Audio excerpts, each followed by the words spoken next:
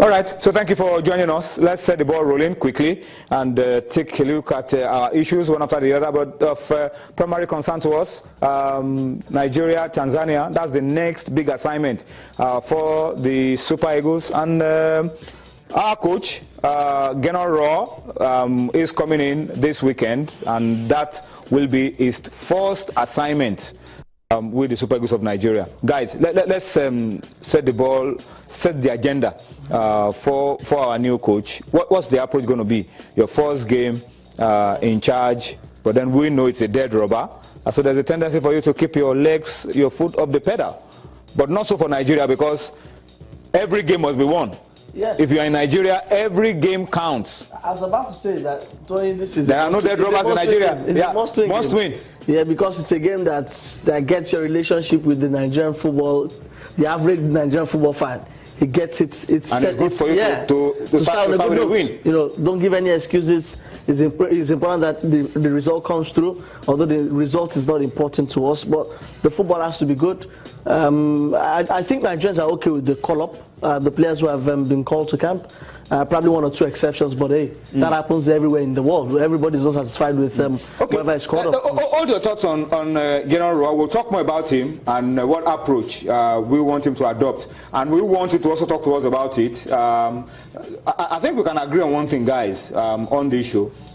Before, and we always say it every time we're looking for a coach. Before we get a coach, we are free to pass opinion for or against, criticize, tear apart, whatever names are thrown at you. But once the Nigerian Football Federation make up their mind that this is the man that will do the job for us, the smartest thing that we can do is to push our criticisms, particularly the destructive ones, aside.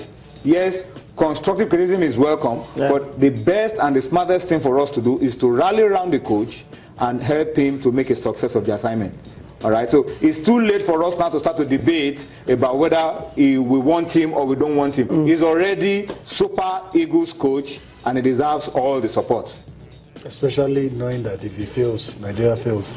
Whose interest is it if he fails? If you look at it from there, you want him to succeed. Leave whoever takes the glory, but at least Nigeria would be moving forward in the right direction. The game is very crucial. That is probably the first opportunity he gets before the big day. What happens on that day is inconsequential, but what happens next is a big deal. And so a lot of us will want to see how he lines up his team. A lot of us, like Wale is trying to say, a lot of us will want to try to identify with him, to just take a sneak peek into his mind, to see how what Super Eagles will look like under him, what he's going to do. Will he be able to solve some of the problems that the previous coaches have not been able? Getting a creative midfielder, having a stable back four, all of those. I don't have problems with our forwards, but we don't have an offensive midfielder. Our back line, what's it going to look like? The goalkeeping department, what's going to be? Is it going to continue? What's going to be his philosophy of football? Attacking, defending. Is it going to continue with John Mikel Obi as a captain? You know, all of those things. I think that's why most of us will want to watch that game. And and I hope that with that game, it gives us a sense of direction. I'm telling you, the issue there is that he has only one game. There's no international break anymore. Before the World Cup qualifier. So after that game against Tanzania, we had to Ndola to take on Zambia in a game that also is a must-win. So it's like a dress rehearsal, the Tanzania game. It's inconsequential, but also consequential, because it's a game that gives us, like Emi said, a sense of direction. It's a game that also gives us a glimmer of hope. If we fail to play well, then we are starting the World Cup qualifying with our chasing the group. You understand what I'm saying? So it's a game that has to raise our hopes. It's a game that has to instill confidence in Nigerians. Which has been lacking. Yes. So General has got a whole lot to do, because in just one game, he has to give us his philosophy. He has to show a whole lot to us. And let's just hope it goes well. Guys, we'll talk about Tanzania in a bit, but they are not really the issue here. They are also out of the running, but we're just probably playing for pride, just like Nigeria. A very critical issue, and I put this out on my Twitter handle a few days ago. John Mikel Obi has shown with the Olympic Games that it can still be creative, it can still be effective in an advanced midfield role. And the success or otherwise of national team coaches in the past couple of years has been really dependent on how well they are able to get the best out of John Mikel Obi. So, Yemi, if you were, I mean, in Gernot Rohr's shoes now, that's an issue for you. How do I use Mikel Obi? Do I use him the way Samson Sasia used him at the Olympics in an advanced midfield role, and it was in the middle of everything good going forward for Nigeria? Or do I bring him back a little deeper as a central or defensive midfielder, going into those crucial games? But that's why I'm not paid 10 millionaire in the first place. But I think it's a gamble. I think it could work. You know, you can't take what happened. Football is a very interesting game, and that's why I said the first game is key for me. For now, with what I've seen of him, I won't play him in front of the back four. I won't play him in central midfield. That area is where we've always had problems. And John Mikel Obi, whether we like it or not, is the closest to it. Even though in terms of a creative force, it doesn't come to it in our minds. But every time we go back and forth, every coach still comes back to trying to put John Mikel Obi in that position. Now that CSA has done it and it was 80% effective, we'll see what other coaches will be able to do. But this Olympics has answered the question for me. It doesn't have pace. It's not fast. The tackles are not as crunchy as it used to be when he plays for Chelsea.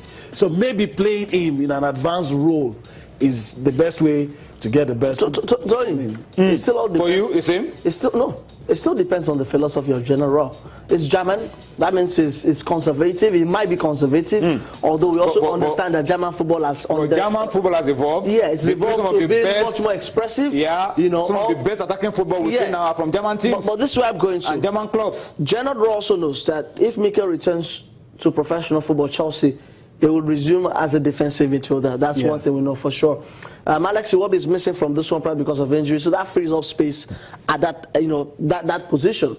But can Mikel play that? I think Kelechi Iheanacho has also declared his fit, so that means Kelechi can also play that role. And I know that Gernot Rohr for sure at first will play safety first with the Super Eagles, and that means build from the back. Build from the back, and that means we'll probably have two pivots. And that understands just Onazi and Mikel Obi. So I don't think Mikel will play forward. I know that Mikel can do well when he goes forward, find spaces, he's got an eye for a pass.